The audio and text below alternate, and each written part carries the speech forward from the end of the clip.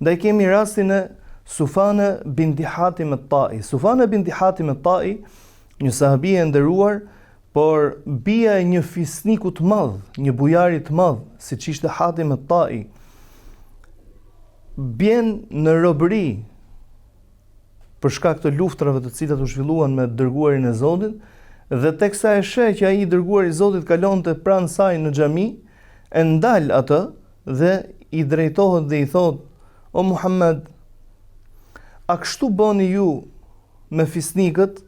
Pra ka një shprehje arabët që thot: "Irhamu aziza qaumin dhal."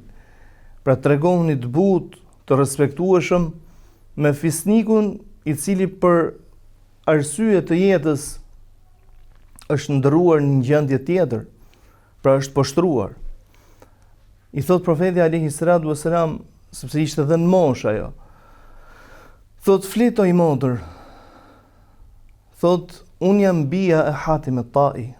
Pra nuk ndërmjetëson kjo të qenit babai im ndër më bujarët e arabëve është quar ai. E kanë shembull dhe model arabët në bujari. Thot: "Atëherë je e lirë. Po ç'më vlen liria, thot, kur jam me duart në xhepa, domethënë më është marr gjithçka." Profeti alayhi salatu wassalam urdhëron që të jepet një deve. Të jepet dhe pasuri për ta shoqëruar atje ku ajo dëshiron të shkojë, pra të jepet mall. Thot: "Siç e sheh, jam e moshuar.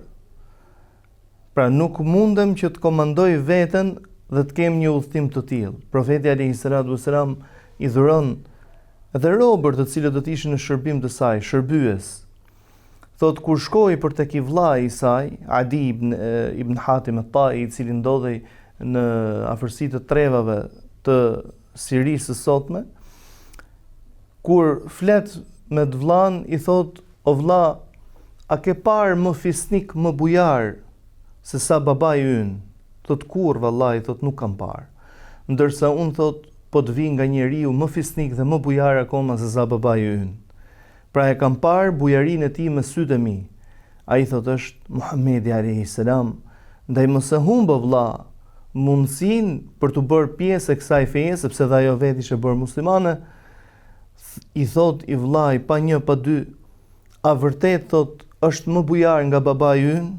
"Po", thot, "o vlla, është më bujar nga babai ynë." Atëherë, thot, "Le të nxitojmë për të takuar dhe për të bërë pjesë e fesë së tij."